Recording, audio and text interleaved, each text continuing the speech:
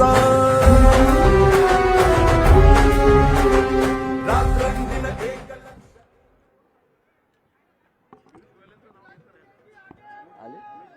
केंद्रीय मंत्री पीयूष गोयल साहेब सुद्धा या ठिकाणी उपस्थित आहेत. त्यांचंही हार्दिक स्वागत आहे.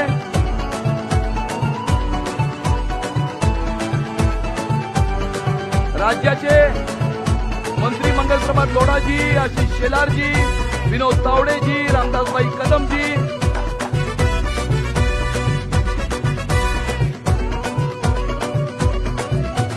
सणांसाठी राब राबतो, जागल्या बनून जागतो, संकटात पाय रोवुनी एकटा उभा ठाकतो.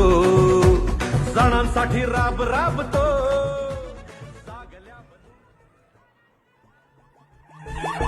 समविचारी पक्ष आता एक पटले सारे, राज्याच्या या विकासाचे वाहू लागले वारे. एक ध्येय, एक विचार, एक झाली कृती, महाराष्ट्राच्या विकासाला पुन्हा महायुती. या ठिकाणी सक्षम ही महिला झाली महाराष्ट्राची आज, व्यवसायाला कर्ज दिलं तेही विना व्याज. अंगणवाडी, बचत गट, बाळच विडा पोषण, महिलांच्या या सशक्तीचं. या ठिकाणी मी आपल्याला हे सांगत होतो की 25 वर्ष मुंबईच्या महानगरपालिकेवर राज्य करूनही आपण केलेलं एकही काम या ठिकाणी यांना दाखवायला नाही. 25 वर्षामध्ये मुंबईच्या महानगरपालिकेमध्ये बसून या देशातला सर्वात मोठा भ्रष्टाचार, 3 लाख कोटींचा भ्रष्टाचार हा उद्धव ठाकरेंनी त्यावेळेला त्या मुंबईच्या महानगरपालिकेमध्ये केलेला आहे. आणि आज या ठिकाणी मराठी माणसाला साथ घालतायत. अरे तुमच्यातला आणि आमच्यातला फरक हाच आहे की आम्ही मराठी माणसासाठी त्या बीडीडी चाळीमध्ये 560 फुटाचं घर निर्माण केलं आणि तुम्ही मुंबईच्या महानगरपालिकेमध्ये बसून भ्रष्टाचार करून या ठिकाणी आपला बंगला नंबर 2 तयार केला. बंगला नंबर 2 आपण तयार केला. मराठी माणसाच्या गप्पा करतात. दर आठवड्याच्या स्टँडिंग कमिटीच्या 5% हे जगतात आणि मराठी माणसाच्या हे गप्पा करतात. या ठिकाणी अनेक उद्योगपतींची नावं घेतली. म्हणाले महायुतीचा महापौर होईल तर मुंबईचा अदानिस्तान होईल. अरे उद्धव ठाकरेंचा महापौर होईल तर मुंबईचा पाकिस्तान होईल. आणि या ठिकाणी उद्धवजींपासून उद्धव मामू पर्यंत यांचा जो प्रवास झालेला आहे, छत्रपती संभाजीनगरमध्ये पाकिस्तान जिंदाबादच्या घोषणा देणाऱ्या रशीद मामूला तुम्ही तुमच्या पक्षामध्ये प्रवेश दिला. बॉम्बस्फोटाचा आरोपी इक्बाल मुसा उर्फ बाबा चौहानला तुमच्या उमेदवारांनी त्यांच्याबरोबर प्रचार केला. या ठिकाणी तुमच्या प्रचार फेरीमध्ये पाकिस्तानचे झेंडे फडकले होते आणि शार्जिल इस्लाम आणि उमर खालिदला बेल मिळाली नाही म्हणून आदित्य ठाकरे त्यांच्याबद्दल सहानुभूती व्यक्त करत होते, चिंता व्यक्त करत होते. हा तुमचा प्रवास आहे. आणि आज या ठिकाणी काल जे प्रेझेंटेशन केलं, अरे तुम्ही त्यांनाच तुमच्या घरामध्ये बोलवून गळ्याभेटी घेतल्या होत्या, त्यांना आलिंगन घातलं होतं. अरे तुमची पोरं त्यांच्या लग्नामध्ये नाचतात आणि तुम्ही आम्हाला मराठी शिकवता. तुमची मुलं शाळेमध्ये फ्रेंच आणि जर्मन शिकतात आणि तुम्ही या ठिकाणी मराठी माणसाच्या गप्पा करता. आणि हा तुमचा ढोंगीपणा आहे, हा तुमचा दुटप्पीपणा आहे. आणि तुमच्या या ढोंगीपणाच्या आणि दुटप्पीपणाच्या भूमिकेला मुंबईकर जनता येणाऱ्या 15 तारखेला जबाब दिल्याशिवाय राहणार नाही. तुमच्या या भूमिकेचा समाचार घेतल्याशिवाय ही मुंबईकर जनता गप्प बसणार नाही.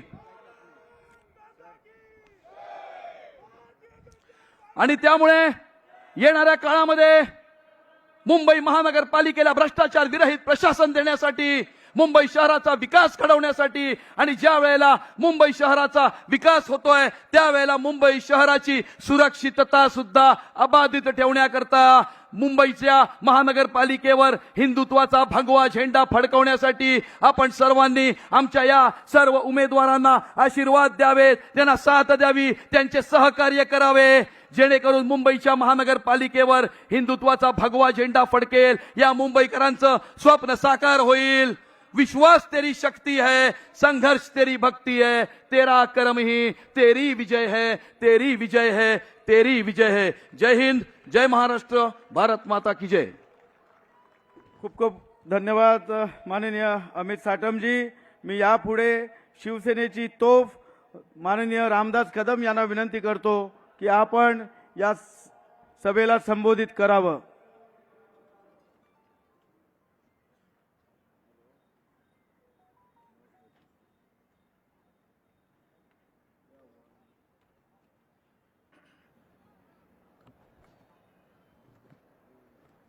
गोब्राह्मण प्रतिपालक हिंदवी स्वराज्य संस्थापक सिंहासनाधीशित जाणता राजा छत्रपती शिवाजी महाराज की, छत्रपती शिवाजी महाराज की जय। शिवाजी जय, भवानी जय जय जय जय जय शिवाजी जय जय जय जय जय भवानी।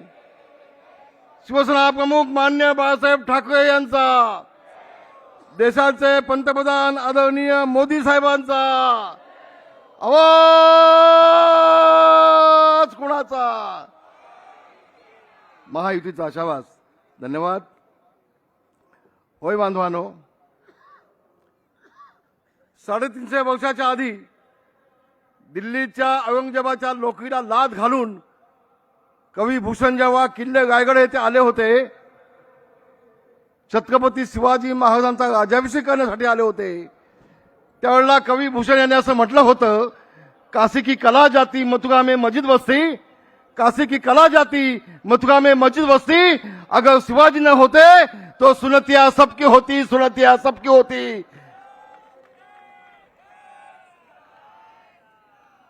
बांधवानो, एका गोष्टीचं मला वाईट वाटतंय, निवडणुका येतात आणि जातात, मी बोलणार आहे 5 मिनिटं, पण काल उद्धवजी तुम्ही या महाराष्ट्र मुख्यमंत्री आदरणीय देवेंद्रजी यांच्या हिंदुत्वाबाबत संशय घेत आहे। तुम्हाला नेमकं म्हणायचं काय? शिवसेना प्रमुख मान्य बाळासाहेब यांच्या विचाराला तिलांजली देणारे तुम्ही, शिवसेना प्रमुख मान्य बाळासाहेब ठाकरे यांच्या हिंदुत्वाचं वाटोळं करण्याचं काम केलं तुम्ही। शिवसेना प्रमुख मान्य बाळासाहेब ठाकरे यांच्या विचाराचे बेईमानी करणारे तुम्ही, दिल्लीत जाऊन सोनिया गांधीच्या पायावर डोकं ठेवणारे तुम्ही, तुमच्या सभामध्ये पाकिस्तानी झेंडे फडकवणारे तुम्ही, आणि तुम्ही देवेंद्रजींच्यावरती संशय घेताय। निवडणुका 2 दिवसाच्या असतील उद्धवजी, पण ज्यावेळेला तुमच्यावरती वेळ येते तेव्हा ते तुमचं पिल्लू आणि तुम्ही मग फुलांचे बुके घेऊन देवेंद्र फडणवीसांच्या कॅबिनेटमध्ये त्याला भेटण्यासाठी कशासाठी जाताय, त्याचं उत्तर तुम्हाला आता द्यायला लागेल। आमचे देवेंद्रजी कधी कधी भोळेपणा करतात। देवेंद्रजी कुणाला किती वेळेला कुठे भेटावं, कुणाचं बुके घ्यावेत हे तुम्हाला सांगण्यात पण मी मोठा नाही, मी लहान माणूस आहे, पण कधी कधी ज्याचे अजून लग्न करू शकलं नाही ते एवढंसं पिल्लू ते तुमच्यावरती बोलतं, त्याची अवकाश आहे।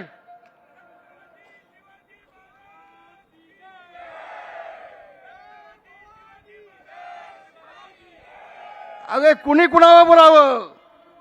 एकनाथजी शिंदे कदमांच्या पुढती कदम चालले कदम सरदाग, वाघावा करती वाघ अनुसरले शूप वाघ, शिंद्यांचा खंदा घोडा चालला जणू किती बावटा धवून तोंडात भोसला चढे जोमात, त्यातले हे शिंदे। छत्रपती शिवाजी महाराजांचा भगवा झेंडा हातात घेऊन छत्रपतींच्या सोबत मोगलांशी लढणारे हे शिंदे, त्या शिंदेला आपण काय म्हणताय? उद्धवजी मिंदे, याच मिंदेंच्या पायाशी तुम्हाला आल्याशिवाय तुम्हाला जमणार नाही, तुम्हाला राहणार नाही, तुम्हाला यावं लागेल आणि या शिंदेला तुम्हाला हजाजी करावं लागेल। हवामान एकनाथजी आपला नाही एकट्यांचा, या देशामध्ये जेवढे शिंदे आहेत, या शिंदेचा अवमान करण्याचं काम उद्धवजी आपण करत आहे. अगं जे मुख्यमंत्री झाले 2.5 वर्षामध्ये 2दा फक्त मंत्रालयामध्ये गेले. तुम्हाला जनाची नाही मनाची थोडीशी हवी. बांधवांना एक गोष्ट मला आपल्या सगळ्यांना सांगायचं आहे. गेल्या 25 वर्षापासून मुंबई महानगरपालिका उद्धवजींकडे आहे. उद्धवजी तुमची 25 वर्षाची मागची भाषणं काढून बघा. पत्रकारांना माझी विनंती आहे, यांची भाषणं काढा आणि प्रत्येक वेळेला ज्यावेळेला मुंबई महानगरपालिकेची निवडणुका येतात त्यावेळेला यांचा एकच शब्द असतो की बांधवानो, मराठी माणूस जागा हो. आता मुंबई गुजरातला जोडणार आहे, मुंबई महाराष्ट्रापासून तोडणार आहे. हा एक कलमी कार्यक्रम फक्त उद्धवजींचा मागच्या 25 वर्षापासून आहे. एक कलमी कार्यक्रम अनेक वेळेला सांगितलं. देवेंद्रजींनी सांगितलं, या देशाच्या पंतप्रधानांनी सांगितलं, आमचे नेते एकनाथ शिंदे यांनी सांगितलं. अरे म्हटलं, कुणाच्या संभव पिढ्या कुणाचे बाप खाली उतरले तर मुंबई महाराष्ट्रापासून तोडायची कुणाची हिंमत नाही. अनेक वेळा सांगितलं.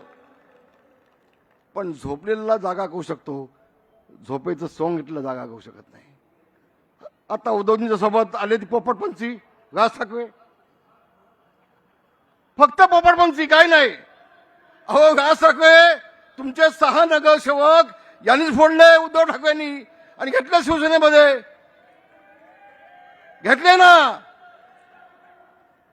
अहो या उद्धव ठाकरेच्या या पिल्लू पेगमीन याला राज ठाकरे तुम्ही निवडून दिलात. वळणीमध्ये तुमचा उमेदवार उभा केलाच नाही, तुम्ही निवडून दिलात. पण तुमचा जेव्हा मुलगा उभा झाला त्याला याला पाडण्याचं काम, राजकीय दिशा गाडण्याचं काम या उद्धव ठाकरेंनी केलं. अहो राज ठाकरे जनाची नाही मनाची थोडीच ठेवा ना. काय चाललंय तुमचं? एक सांगतो, आज मुंबई तुम्ही लुटलीत. तुम्ही सांगा तुमच्या वचनामध्ये 25 वर्षामध्ये मुंबईसाठी तुम्ही काय केलं? एकच काम केलं. 25 वर्षामध्ये मुंबई बदला माझा मराठी माणूस, 25 वर्षामध्ये माझा लालबागचा मराठी माणूस, माझा गगनगावचा मराठी माणूस, माझा दादरचा मराठी माणूस, हा सगळा मुंबईच्या बाहेर तुम्ही घालवलात. कल्याण, डोंबिवली, अमरनाथ सगळा माझा मराठी माणूस तुम्ही घालवलात. उद्धवजी तुम्ही बाहेर घालवलात. आणि आता मराठी माणसाला हाक घालायला लाज वाटत नाही? काय केलात तुम्ही मराठी माणसासाठी? मराठी माणसाला उद्ध्वस्त करण्याचं पाप केलंय उद्धवजी. आज तुम्हाला मी दाव्याने सांगेन, उद्याच्या निवडणुकीमध्ये हाच मराठी माणूस तुम्हाला राजकारणातून कायमचा उद्ध्वस्त केल्याशिवाय घडणार नाही. हे सांगण्यासाठी तो उभा आहे, सांगण्यासाठी उभा आहे. होय बांधवानो, शिवसेना प्रमुख माननीय बाळासाहेब ठाकरे यांनी मराठी माणसाच्या न्यायासाठी झगडणारी शिवसेना या घोषवाक्याने शिवसेनेला जन्म दिला. शिवसेना प्रमुख जन्माला आले नसलं काय झालं असतं? अभिमानानं सांगतोय, आज मराठी माणूस मुंबईत नाही, महाराष्ट्रात नाही, देशात नाही, 7 समुद्राच्या पलीकडे ताठ मानाने जगतोय. तो फक्त शिवसेना प्रमुख माननीय बाळासाहेब ठाकरे यांच्यामुळे जगतोय. असं म्हटलं तर मी चूक केली असं मला वाटणार नाही. तुम्ही काय केलात? त्यांचा मुलगा म्हणून तुम्ही वाटोळ करून टाकलं शिवसेना प्रमुखांच्या विचाराचं. कोण तो स्वातंत्र्यवीर सावरकरांना शिव्या घालणारा? राहुल गांधी ना? चप्पू 2 पप्पू एकत्र येऊन एकमेकांना मिठ्या घालतात. अरे हिंदू तर तुमचं तपासला पाहिजे, देवेंद्रचं नाही. तुमचं तपासायला पाहिजे. तुमच्या पप्पूचं तुमचं हिंदुत्व तपासायला पाहिजे. लाज वाटत नाही? लाज वाटत नाही? आणि म्हणून एका गोष्टीचा मला अभिमान आहे. काल त्यांनी भाषणामध्ये सांगितलं, हे व्यक्त सांडलंय आणि म्हणून मुंबई मिळाले. होय, मान्य मला. 105 हुतात्मे झालेत मुंबई मिळण्यासाठी, याची आम्हाला आठवण आहे. 105 पैकी 70 मराठी माणसं हे गिरणी कामगार होते. देवेंद्रजी, या गिरणी कामगारांना न्याय देण्याचं काम आपलं शासन, तुम्ही दोघे 1 लाख गिरणी कामगारांना मुंबईमध्ये घव्या देण्याचा निर्णय या माझ्या दोन नेत्यांनी केला. मला अभिमान आहे त्यांचा, मला अभिमान आहे. तुम्ही काय केलं? व्यक्त सांडलं ना, त्याची आठवण या दोघांनी ठेवले. या दोघांनी ठेवलंय. 2.5 वर्ष मुख्यमंत्री म्हणून होता, तुम्ही केलं काय? काय केलं तुम्ही? अधिक बोलणार नाही, नेत्यांना सगळं बोलायचं आहे. माझी सगळ्या बांधवांना विनंती आहे, आपल्या शिवसेना भाजप महायुतीचे जे आपले सगळे उमेदवार आहेत, आपल्याला काठावर पास व्हायची सवय नाही. असा दणका द्या, असा दणका द्या की पुन्हा हे 2 भाऊ काय आणखी 10 भाऊ आले तर एकत्र येण्याची हिंमत होता कामा नये. असा दणका द्याल अशी अपेक्षा करतो आणि इथं थांबतो. धन्यवाद. जय हिंद, जय भीम, जय महाराष्ट्र. खूप खूप धन्यवाद रामदासजी. मी आता केंद्रीय राज्यमंत्री माननीय रामदासजी आठवले यांना विनंती करतो की आपण या तमाम जनसमुदायाला आपल्या अमोघ वाणीने संबोधित करावं.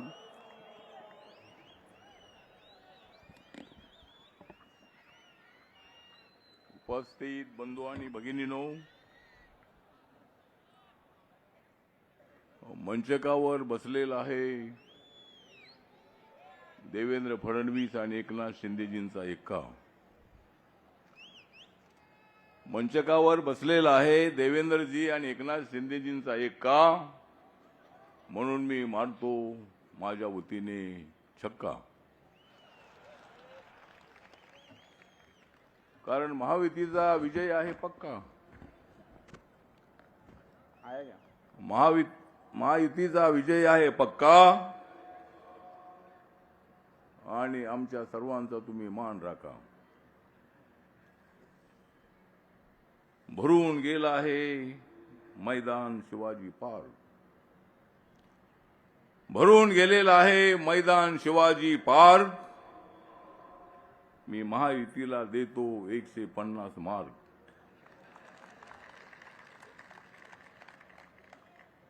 ठाकरे बंधूंना देतो 40 मार्क. ठाकरे बंधूंना देतो 40 मार्क. काँग्रेसला देतो 30 मार्क. आणि बाकीचे सगळे आमचे मार्क.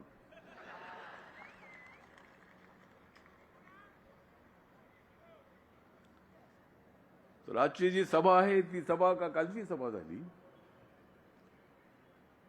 कालच्या सभेला माणसं होती, पण कालच्या सभेपेक्षा आज मला जास्त माणसं दिसत आहेत. त्या महायुतीच्या सभेला मुंबईतून, सगळ्या वार्डातून, प्रभागातून या ठिकाणी मोठ्या संख्येनं आपण आलेले आहात. भारतीय जनता पार्टी, शिवसेना आणि आरपीआय एकत्र आल्यामुळे भाजप, शिवसेना आणि आरपीआय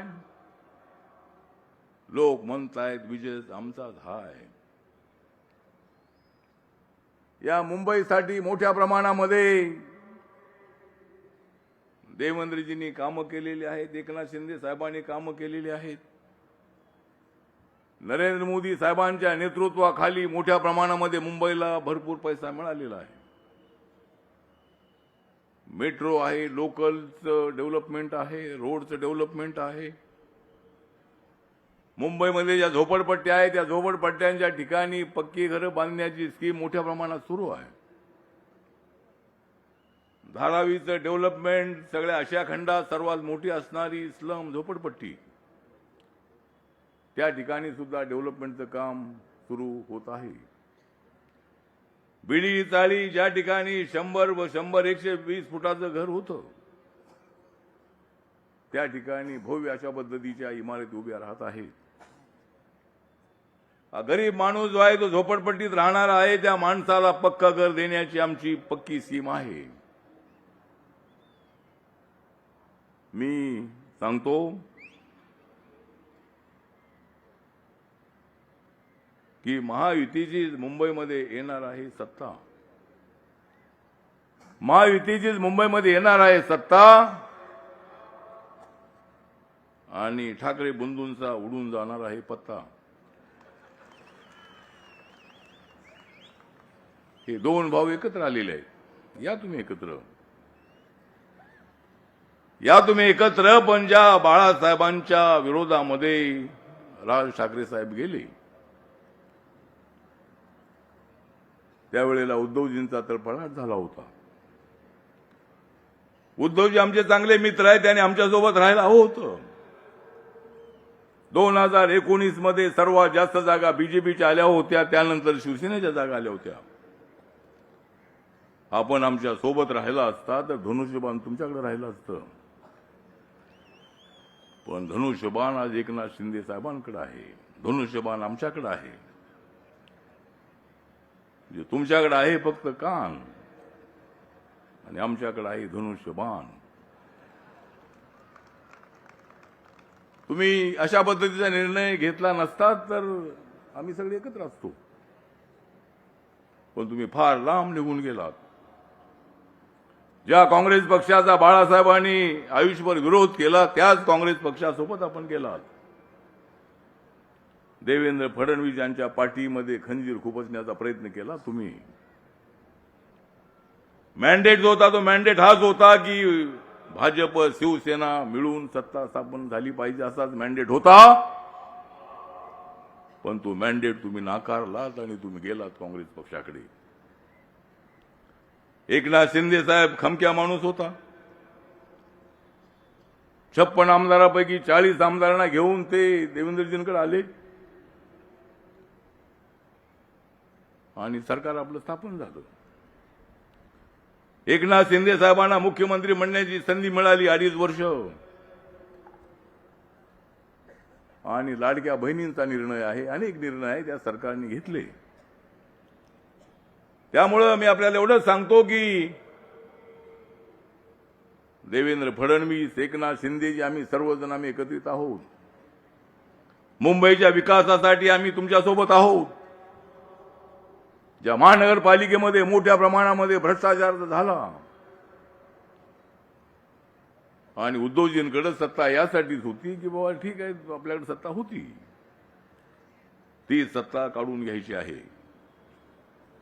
या ठिकाणी महापौर आपल्या महायुतीचा बसवायचा आहे आणि त्यासाठी माझा रिपब्लिकन पक्ष भाजप शिवसेनेसोबत आहे सांगण्यासाठी मी इथं आलेलो आहे. माझा दलित बौद्ध समाज जो आहे तो तुमच्यासोबत आहे. बाळासाहेबांनी शिवशक्ती भीमशक्तीची भूमिका माझ्यासमोर मांडली होती आणि मी त्याला पाठिंबा दिला. आणि 2012च्या निवडणुकीमध्ये आम्ही सर्वजण एकत्र होतो. अनेक प्रश्नांची सोडवणूक करण्यासाठी मी दिल्लीमध्ये आहे. नरेंद्र मोदी साहेब अत्यंत विकासाच्या दिशेनं पुढे चाललेले नेते आहेत. काँग्रेस पक्षाला जे जमलं नाही ते नरेंद्र मोदी साहेबांनी करून दाखवलं. आणि देवेंद्रजी पूर्वी म्हणाले होते की मी परत येईन, मी परत येईन आपण म्हणाला होतात, आपण परत आलात. पण मी दिल्लीवरून महाराष्ट्रात मी येणार नाही. मी आहेच आपल्यासोबत. मी दिल्लीमध्ये आहे, आपण इथे आहात. पियुष गोयल साहेब दिल्लीमध्ये आहेत आणि आपण इथं आहात. या ठिकाणी आशिष शेलार साहेब आहेत, रामदास भाई इथं आलेले आहेत. आणि शिवशक्ती भीमशक्ती झाली त्यावेळेला रामदास भाईंनी, रामदास कदम यांनी त्यांच्या कांदिवलीमध्ये एक मोठा मेळावा ठेवला होता शिवशक्ती भीमशक्तीचा. ते शिवसेनेमधले अत्यंत ऍक्टिव्ह नेते आहे. त्यांच्या मनामध्ये फार मोठी तळमळ आहे आणि म्हणून ते आपल्या भावना व्यक्त करत असतात. आम्ही साटमजी या ठिकाणी उपस्थित आहे.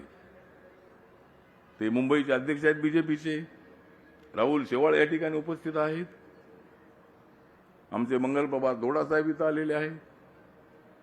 असे अनेक मान्यवर नेते या ठिकाणी उपस्थित आहेत भाजप शिवसेनेचे. म्हणून मी काही जास्त वेळ घेत नाही. हे सांगण्यासाठी आलेलो आहे की रिपब्लिकन पक्ष आपल्या पाठीशी आहे. जय भीम आहे माझ्या गाठीशी. मी का राहणार नाही तुमच्या पाठीशी? मी तुमच्या पाठीशी आहे. माझा समाज तुमच्या पाठीशी आहे. हे जाऊन गैरसमज करत असतील ही, पण नरेंद्र मोदींच्या विकासाच्यासाठी इथं एमएमआरडीच्या माध्यमातून राज्य सरकारच्या वतीनं बाबासाहेबांचं मोठं स्मारक होतंय. बाबासाहेबांचं भव्य दिव्य स्मारक इंटरनॅशनल लेवलचं होतं आहे. 1314 रुपये खर्च करून एवढं मोठं स्मारक कधी काँग्रेसच्या काळामध्ये झालं नाही. काँग्रेसने कधी 26 साली रोडचा विकास केला नाही. काँग्रेस पक्षाने कधी डॉक्टर आंबेडकर फाउंडेशनची फक्त एक छोटंसं ऑफिस होतं. मोदी साहेब आल्यानंतर ताबडतोब त्या ठिकाणी डॉक्टर आंबेडकर इंटरनॅशनल सेंटर बनवलं. बाबासाहेब आंबेडकरांनी संविधानचा ड्राफ्ट ज्यावेळेला राजेंद्र प्रसाद आणि पंडित जवाहरलाल नेहरूंना दिला होता, तो दिवस नरेंद्र मोदी साहेब आणि सगळा देश संपूर्ण साजरा करत आहे. आणि म्हणून मी आपल्याला हेच सांगतो की या देशाचं बाबासाहेबांचं संविधान बदलणं एवढं सोपं काम नाही. संविधानाला मजबूत करण्याचं काम नरेंद्र मोदी साहेब करत आहेत. या ठिकाणचं देवेंद्रजीचं आणि एकनाथ शिंदे साहेबांचं जे सरकार आहे ते सुद्धा बाबासाहेबांचे स्वप्न साकार करण्याचा प्रयत्न करत आहेत. आणि या मुंबईला सुंदर बनवण्यासाठी त्यांचा प्रयत्न सुरू आहे. त्याच्यामध्ये माझा पक्षही आम्ही आपल्यासोबत आहोत एवढंच या प्रसंगी सांगतो. आणि 15 तारीख लक्षात ठेवा. 15 तारखेला कमळ आणि धनुष्यबाण या तुम्ही छत्रपती शिवाजी महाराज आणि बाबासाहेब आंबेडकरांची आण आणि निवडून द्या कमळ आणि धनुष्यबाण. जय भीम, जय भारत, जय महाराष्ट्र. खूप खूप धन्यवाद रामदासजी आठवलेजी. आणि आता आपल्या समोर आपल्या सगळ्यांचे लाडके नेतृत्व महाराष्ट्राचे उपमुख्यमंत्री सन्माननीय एकनाथ शिंदेजी यांना मी विनंती करतो की महायुतीच्या या महासभेमध्ये आपण मुंबईकरांना संबोधित करावं. माननीय एकनाथजी शिंदे, जोरदार टाळ्या वाजवून आपल्या उपमुख्यमंत्र्यांचं आपण स्वागत करूया.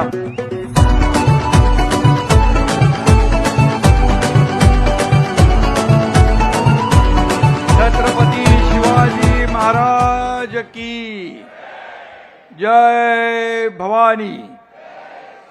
छत्रपती संभाजी महाराज की. हिंदुहृदय सम्राट बाळासाहेब ठाकरे यांचा. गुरुवर्य धर्मवीर आनंदीगे साहेबांचा.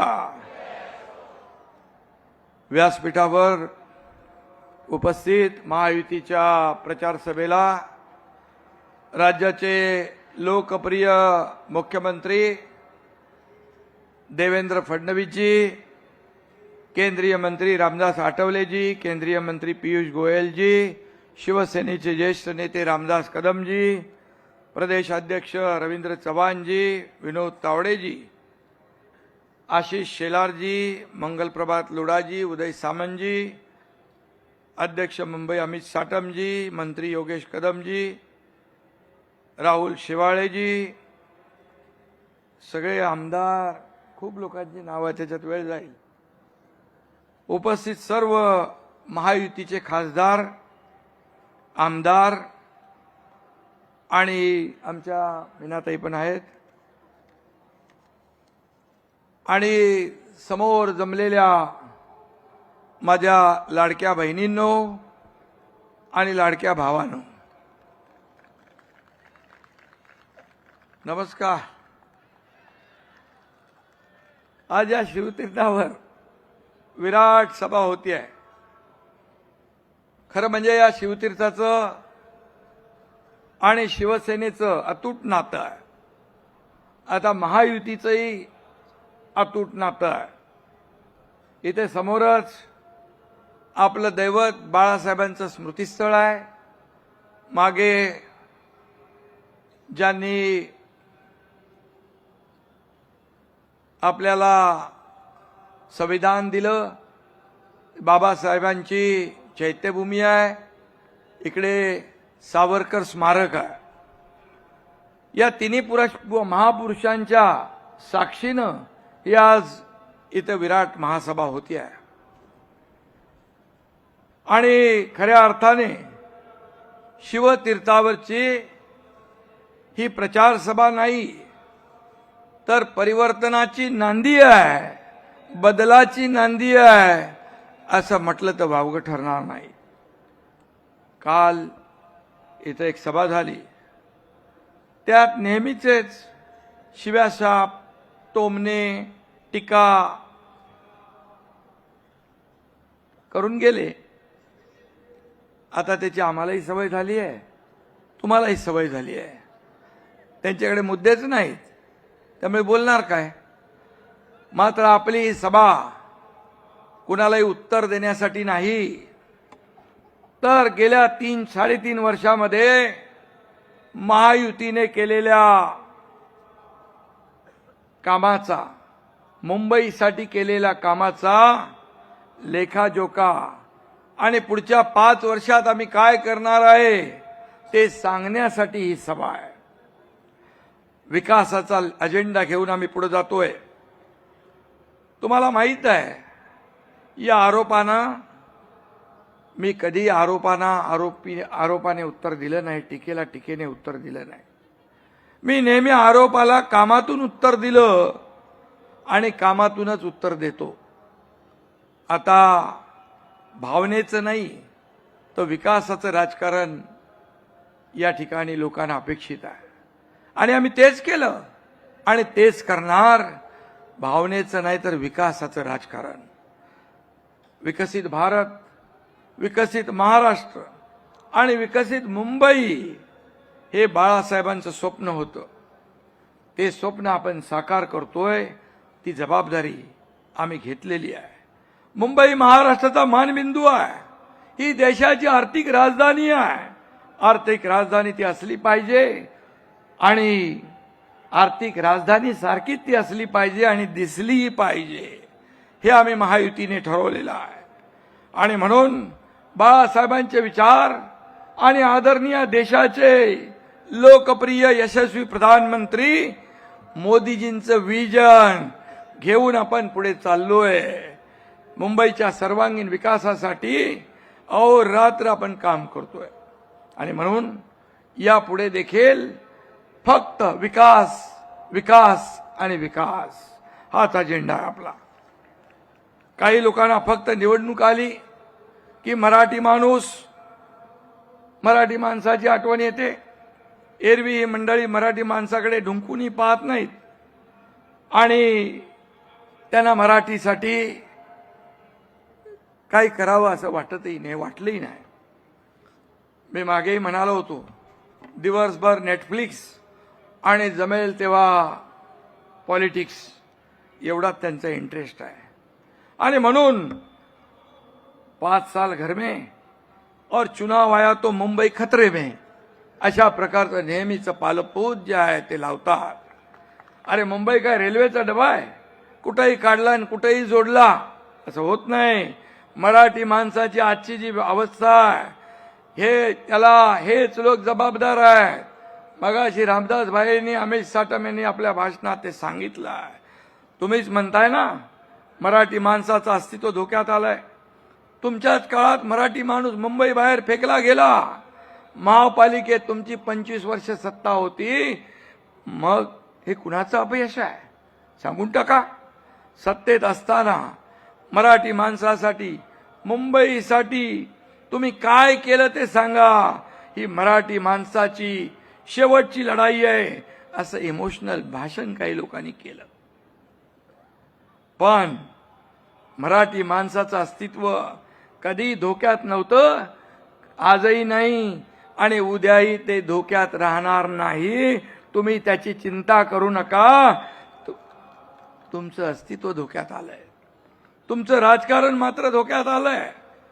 परंतु मराठी माणसाचं हित जपायला, मुंबईचं हित जपायला आम्ही समर्थ आहोत. देवेंद्रजी इथे आहेत, मी इथे तुमच्या समोर आहे आणि मराठी माणूस आमच्या सोबत आहे.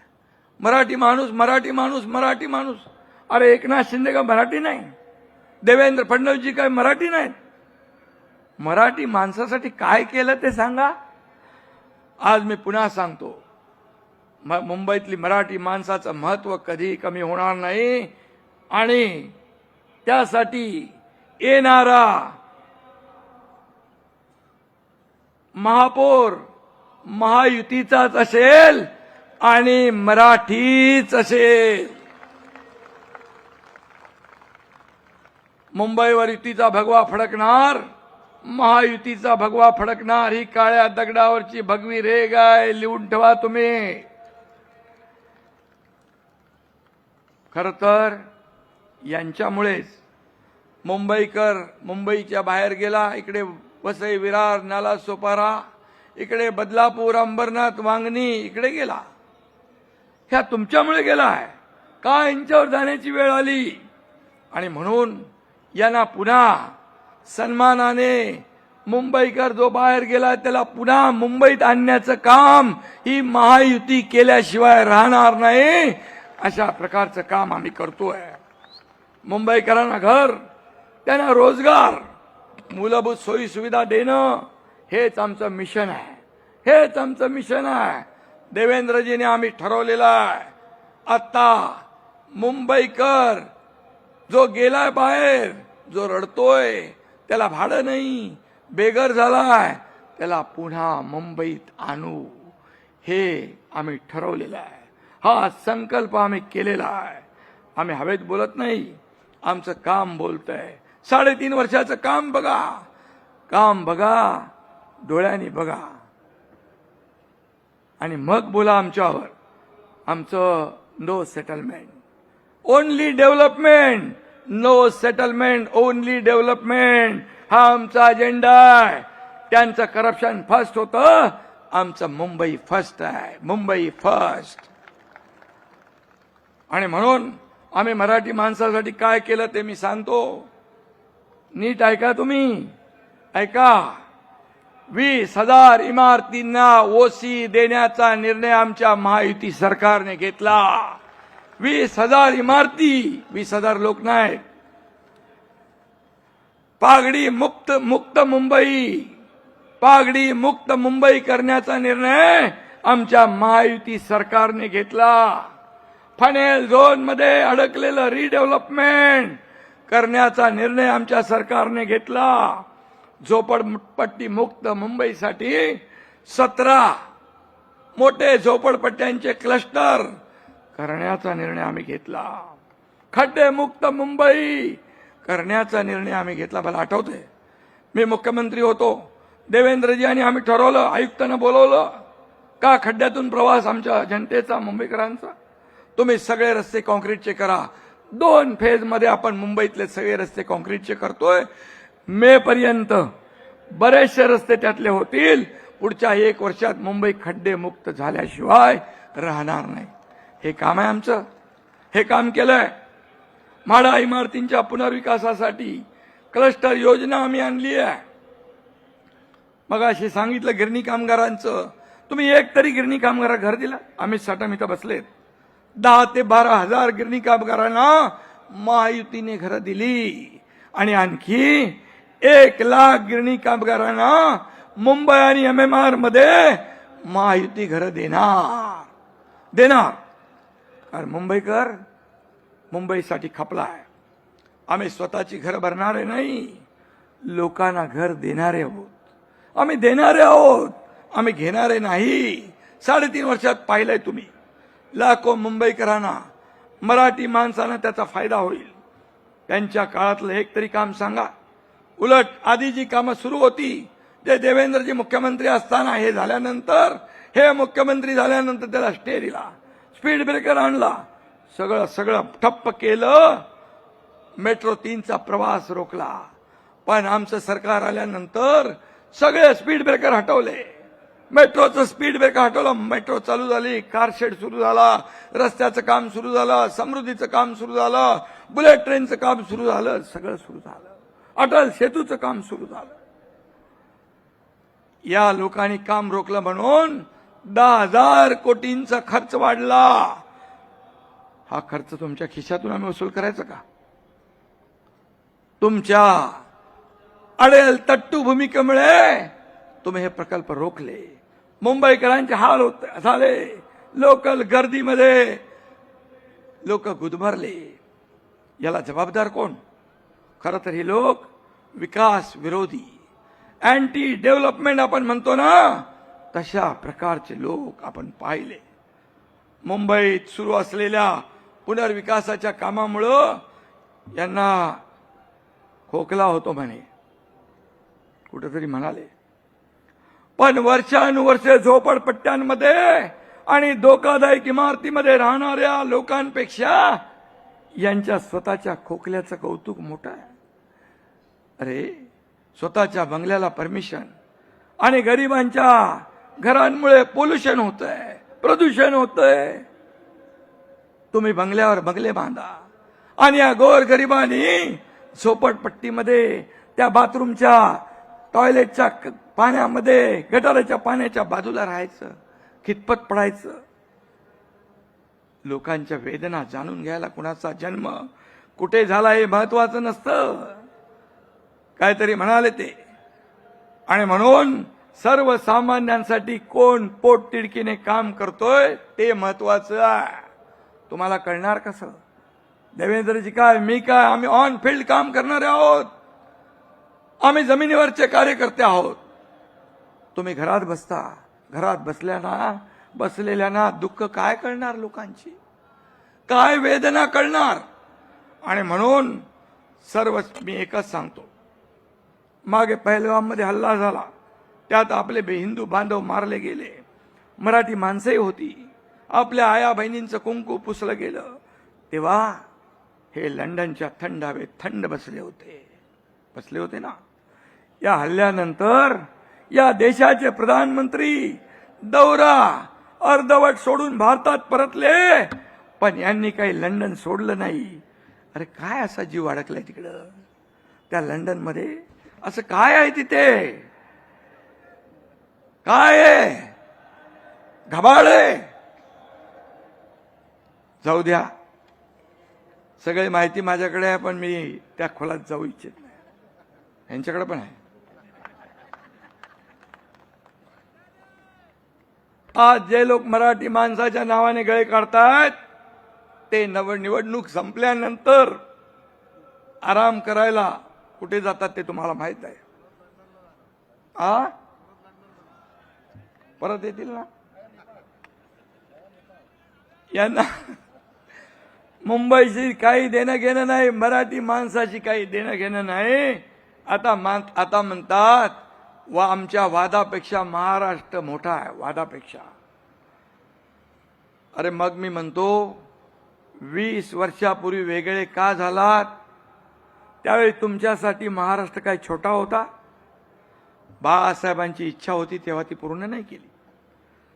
त्यावेळी बाळासाहेबांपेक्षा तुमचा स्वार्थ मोठा होता, अहंकार मोठा होता. हे साऱ्या महाराष्ट्राने पाहिलेलं आहे. एकमेकांविषयी काल परवापर्यंत एकत्र येण्यापर्यंत काय काय बोललात तेही आठवा.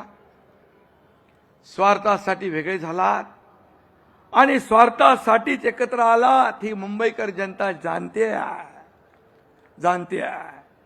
हे मुंबईकरांना पक्का माहित आहे. मराठी माणसाच्या नावाने खोटा पुळका, खोटं प्रेम दाखवण्याची आवश्यकता नाही. हे पुतना मावशीचं प्रेम आहे, हे खरं प्रेम आहे. आणि म्हणून मराठी माणसाने सावध राहणं आवश्यक आहे. मराठी माणसासाठी काय त्यांनी केलं हे आठवून बघा. आणि आम्ही 3.5 वर्षात, या मागचं तर जाऊ द्या, 3.5 वर्षात काय केलं ते बघा, काय करतोय तेही बघा. 20 वर्षात आम्ही विचारांची भूमिका, बाळासाहेबांच्या विचारांची भूमिका घेतली, तर खालच्या पातळीवर जाऊन टीका करता. मग तुमच्या भावाचे नगरसेवक फोडले तेव्हा किती तुम्ही दानदक्षिणा घेतली हो तेही एकदा सांगा. तेही सांगा. तेव्हा काही वाटलं नाही. 25 वर्ष मुंबईला लुटणारे आज भ्रष्टाचारावर बोलताय. ही मोठी गंमत आहे, मोठा जोक आहे. आणि म्हणून आम्ही आयत्या बिळावरचे नागोबा नाही. आम्ही कार्यकर्त्यातून मोठे झालोय. कार्यकर्ता काम करून करून या ठिकाणी मोठा झालेला आहे. आम्ही तुमचं काही जाताना घेऊन गेलो नाही. आम्ही मंत्रिपद सोडून गेलो, सत्तेवर पाणी सोडून गेलो, असं एक तरी उदाहरण महाराष्ट्रात नाही, देशात दाखवून द्या. आणि आमचं सरकार स्थापन झालं, युतीचं गठबंधनचं सरकार स्थापन झालं. तुम्हीच आम्हाला दुष्ण देता. मगाशी रामदासबाईंनी सांगितलं, मी त्याच्यावर बोलत नाही, पण मराठी माणसाच्या आणि भारतीय जनता पक्षाच्या पाठीत खंजीर खुमसण्याचं काम तुम्ही केलं. मराठी माणसाने, मुंबईने, महाराष्ट्राने मॅन्डेट दिलं होतं शिवसेना भाजपा युतीचं, ते तुम्ही तोडलं. आता महायुतीने केलेली कामं चोरणारी कामचोर टोळी आता नवीन सुरू झाली आहे, सक्रिय झालेली आहे. कुठंही बघितलं हे मी केलं, ते मी केलं, आम्ही केलं. त्याचे होर्डिंग पण बघितले मी, लावलेत होर्डिंग. स्थगित्या देण्याशिवाय तुम्ही काय केलं ते सांगा. फक्त तुम्ही काहीच करून दाखवलं नाही, फक्त तुम्ही खाऊनच दाखवलं. कोणी कोविड रुग्णांची खिचडीतले पैसे खाऊन दाखवले, बॉडी बॅग मधले पैसे खाऊन दाखवले, कोविड सेंटरचे पैसे खाऊन दाखवले, मिठीच्या गाळ खाऊन दाखवला. अरे रस्त्यावरचं डांबरही खाल्लं. मराठी माणसा, मराठी ठेकेदारांना ब्लॅकलिस्ट करण्याचं पापही तुम्ही केलं. मुंबईची मोकळी मैदान आणि भूखंड कोणी कुणाच्या खिशात आणि घशात घातली तेही बघा. आठवा, रस्त्यावरचे काम करणाऱ्या कंपनीला, पेंग्विनचं कोणतं नाव घेतलं, ती कंपनीला दिलं. बोरिवलीच्या कपडे व्यापाऱ्याला ऑक्सिजन प्लांट उभारण्याचं काम दिलं. वा रे वा. कोण आहे तुमचा लाडका रोमिल छेडा? मराठी मुलांनी यांच्यासाठी करायचा राडा आणि टेंडर घेणाऱ्यांचा रोमिल छडा. असं कसं होईल? जिथे टेंडर तिथे सरेंडर, ही यांची नीती आहे. जिथे नाही कमिशन तिथे स्पीड ब्रेकर, ही यांची नीती आहे. कसं चालणार? करून दाखवल्यासारखी होर्डिंग लावली ना, आता खाऊन दाखवलं त्याची होर्डिंग पण लावून टाका. काय काय खाल्लंय ते दाखवा त्याच्यावर. हा माझा सवाल आहे. कोविडमध्ये काम केलं म्हणून स्वतःची पाठ थोपटून घेतली, घ्या. पण तुम्ही घरात होतात, आम्ही रस्त्यावर होतो, पीपी किट घालून फिरत होतो, हॉस्पिटलमध्ये सगळ्यांना दिलासा देत होतो, लोकांना भेटत होतो. तुम्ही काय करत होता? लोक मरत होती कोविडमध्ये, तुम्ही पैसे बनवत होता. यापेक्षा दुसरं काय पाप असू शकतं? आणि म्हणून पैशासाठी मुंबईच्या लोकांच्या जीवाशी खेळण्याचं काम केलं. किती किस्से वाचवायचे, जाऊ दे, ते किती किस्से वाचायला गेलो तर रात्र पुरणार नाही. आम्ही सत्तेवर येतात कोस्टलच्या कामाला गती दिली. त्यावेळेस मला आठवतंय, मी देखील देवेंद्रजींच्या सरकारमध्ये मंत्री होतो. सर्व परवानग्या आणण्याचं काम मुख्यमंत्र्यांनी केलं. केंद्राच्या परवानग्या राज्याचं तर आम्ही दिल्या, पण मुंबई महापालिकेच्या परवानग्या पण 3-3 वर्ष लटकवल्या होत्या. तेव्हा काय बघितलं तुम्ही? त्याचबरोबर फंजिबल FSI देण्याचा निर्णय अगोदरचा होता, पण त्याच्यातून येणारे पैसे या अशा प्रकल्पांना लावता येतील, वापरता येतील, हे आपल्या सरकारने निर्णय घेतला.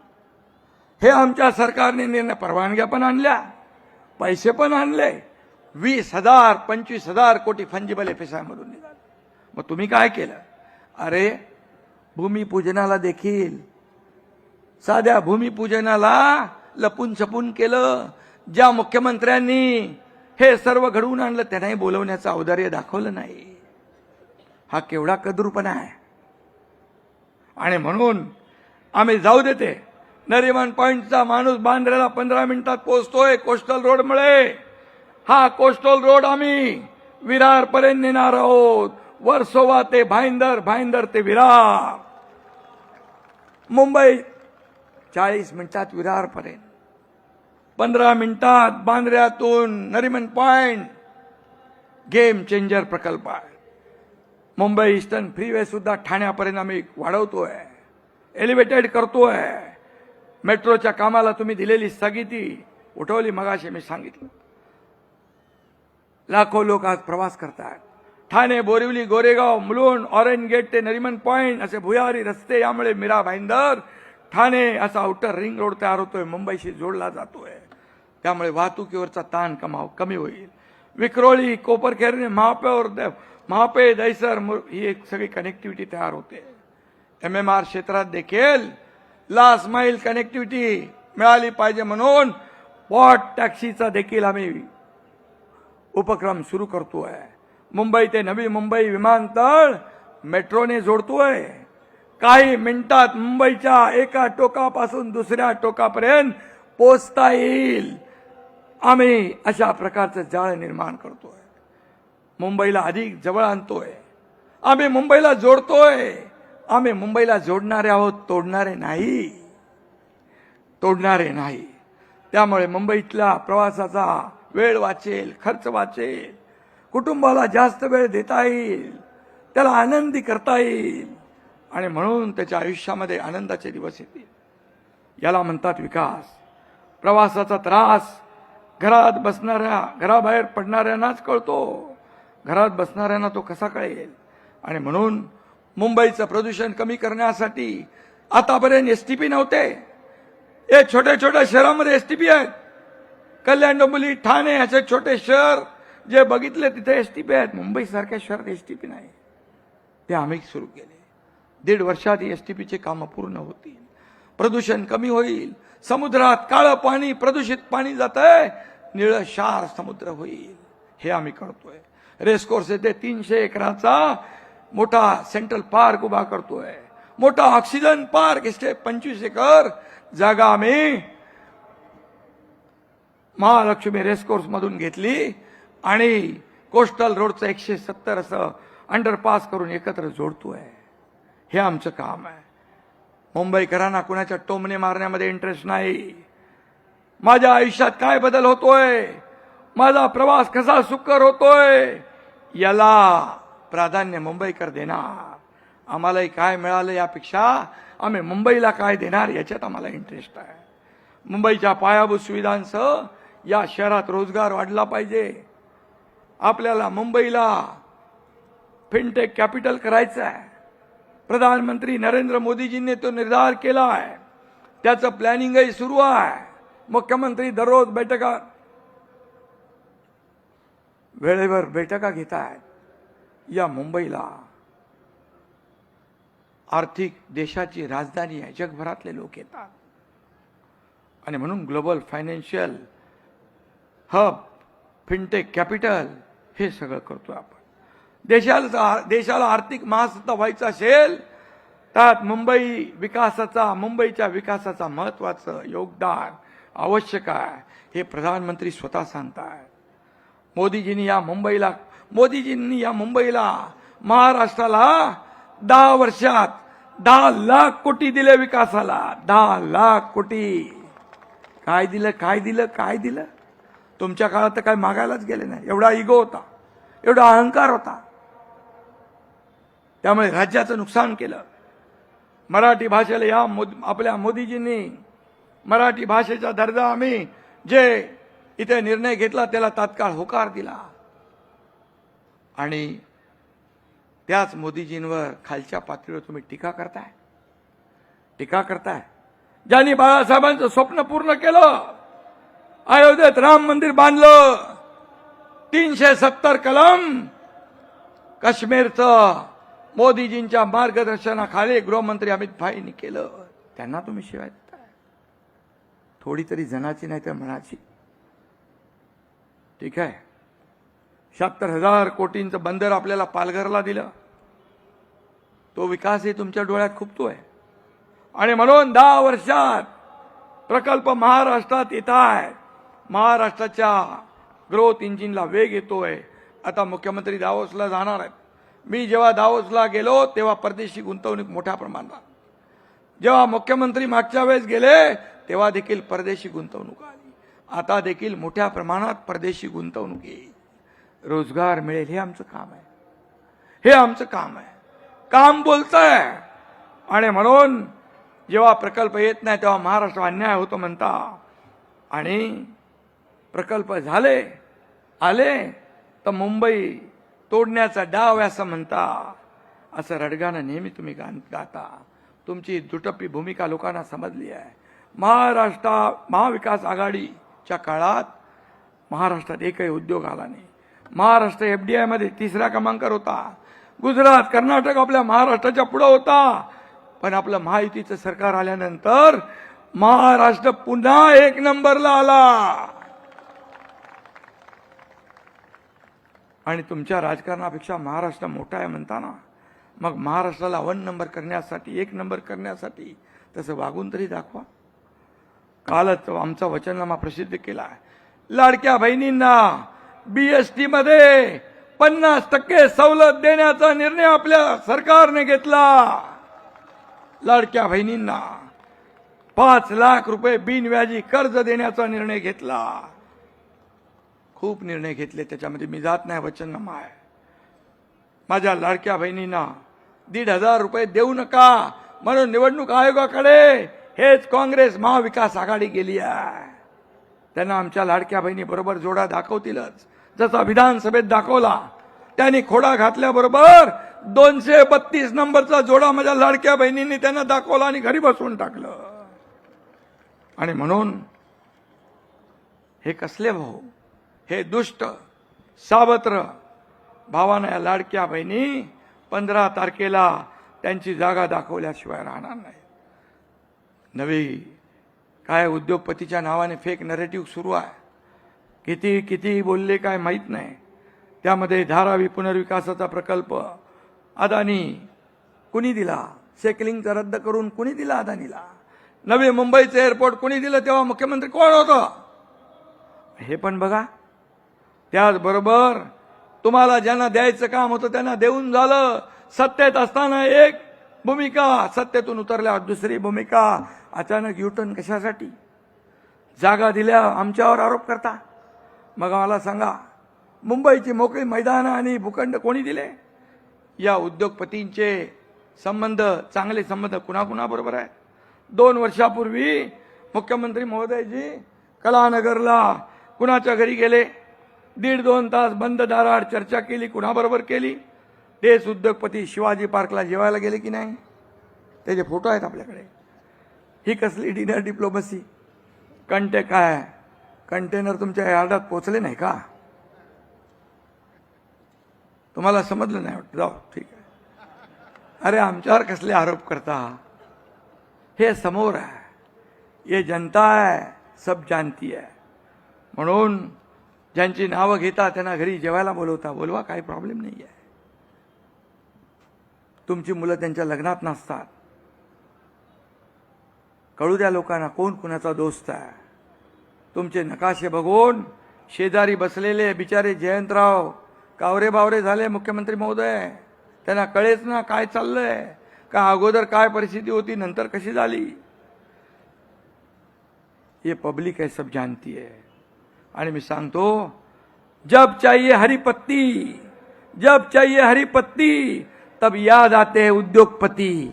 असं यांचं हे आहे, असा यांचा स्वभाव आहे. आणि म्हणून आमच्यासाठी उद्योगपती नाही, उद्योग तर आलेच पाहिजे. पण मुंबई फर्स्ट आणि मुंबईकर फर्स्ट हीच आमची भूमिका आहे. राज्यात उद्योग यायला पाहिजे, मराठी उद्योजक निर्माण व्हायला पाहिजे. यासाठी तुम्ही कधी प्रयत्न केले का? ते पण मराठी माणसाला एकदा सांगून टाका. मराठी तरुणाच्या हातात उद्योग देण्याऐवजी तुम्ही दगड देताय. कसली नीती आहे तुमची? मुंबईकडे फक्त सोन्याचं अंड देणारी कोंबडी म्हणून तुम्ही पाहिलं. आता सोन्याची अंडी देणारी कोंबडी कापायला तुम्ही निघालात. मुंबईकर सुज्ञ, मुंबईकर तुमच्या भूलथापानं बोलणार नाही. आणि मुंबईकर आता तुमच्या खोट्या प्रचाराला भुलणार नाही. भावनेच्या राजकारणाला बळी पडणार नाही. मी पुन्हा एकदा सांगतो, कोणी माईका लाल आला तरी मुंबई महाराष्ट्रापासून कोणी तोडू शकणार नाही. आणि म्हणून आपल्याला मुंबईला अधिक गतिमान समृद्ध करायचं आहे. येणाऱ्या 15 तारखेला धनुष्यबाण आणि या कमळ या निशाणी समोर आपल्याला बटन दाबून महायुतीच्या सर्व उमेदवारांना विजयी करायचं आहे. ही विनंती आपल्याला करायला आलोय. आणि मुंबई महापालिकेवर महायुतीचाच भगवा फडकणार. आणि पुन्हा एकदा सांगतो, मुंबईचा महापौर मराठीच होणार. जय हिंद, जय महाराष्ट्र.